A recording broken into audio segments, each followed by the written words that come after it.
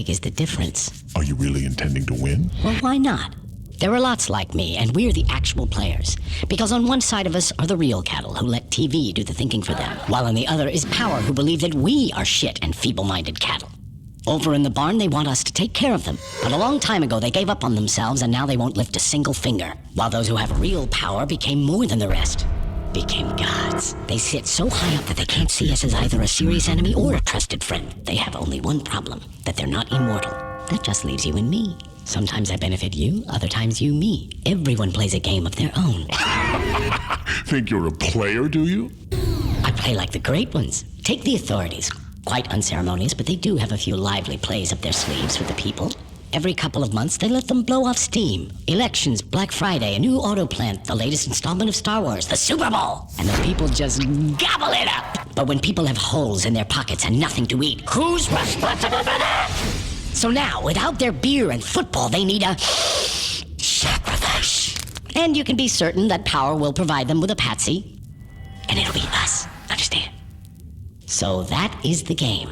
Here are people who don't care about themselves, and here's authority that doesn't care about them either. And here we are in the middle, who sort of owe something, but what and to whom? It's not clear. How pure and simple. You're more naive than you look. But you're right in that we are like butter that is spread between a thin layer of caviar and moldy bread, which reminds me of a fairy tale. Once there lived a poor wolf, and nearby lived a very powerful and rich fox. They grew up together, were in the same class at school, but now they're in different social classes. The fox's life was like a fairy tale. One day the wolf came to him and said, "Teach me to do it. I'm tired of my life and I want to play with the big boys. I want to live like you. Tell me what to do." The fox answered, "Don't sweat it. I'll fix up a place for you. You'll have a cushy job. You'll sit in a chair, quietly catch fish, by the rules. Don't fuss. Take a lot here, a little there. Anything will do." So the wolf nervously looked around and saw that everyone was doing the same thing. And soon, it was all working. He caught big fish and little ones.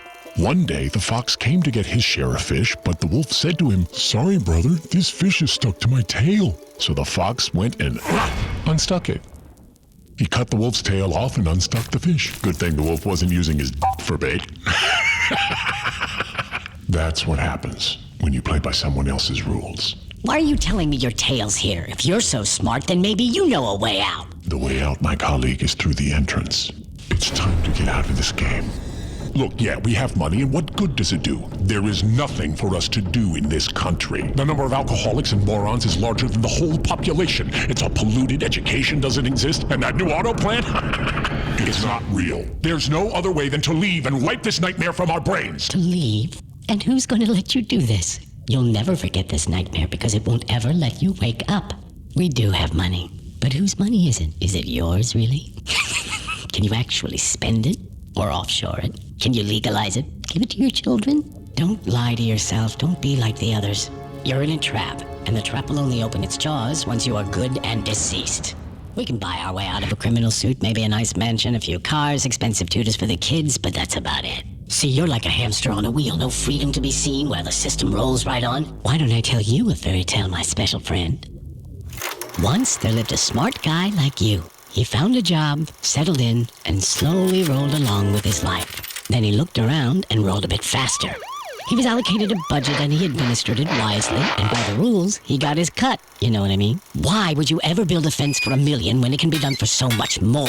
So he rolled on like this. The books looked good. Sometimes they didn't quite balance, but mostly it was a well-oiled machine. He'd give a taste to get off in court, give a taste to avoid an audit, he'd give a taste to whomever caught him and get away. But came the day he decided, enough. I've made enough for myself and my kids. No more risk. Everything can change. I'm leaving the game. Quietly. I need to move my money out and leave. I got away from Grandma. I got away from Grandpa. I got away from the traffic cop, the prosecutor, and the tax police. And I can get away from you, Mr. Fox. And what? What? Just letting him go would have been a total loss for the fox. Nobody leaves. The fox hates feisty people. To those who want to leave, he gives a very tough time. Bounces them from the tax police to the DA to court, bleeds them dry and tosses them in jail. You asked for it, gingerbread man. Why are you silent? Hello? Are you even here? Leave him alone. He looks like he's asleep. What can I say? You seem to be making some good points, so I didn't chime in. So what do you want? To win or not to lose? Not to lose. It doesn't matter. How is it possible to win or lose in a game where the rules are constantly changing but are never changed by you? I want to tell you a story too. There once was a turnip that grew very, very big. They started tugging it in different directions but just couldn't pull it out. The turnip creaks, but it won't come out. Then one smartass said, why don't we just grab the turnip together and pull it in the same direction? They grabbed it, pulled really hard, and pulled out the turnip. It shined gloriously